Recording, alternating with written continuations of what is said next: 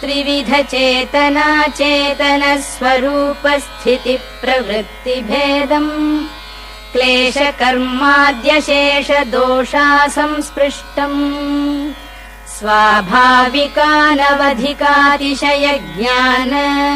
बलैश्वर्य वीर्य शक्ति तेजः सौशील्य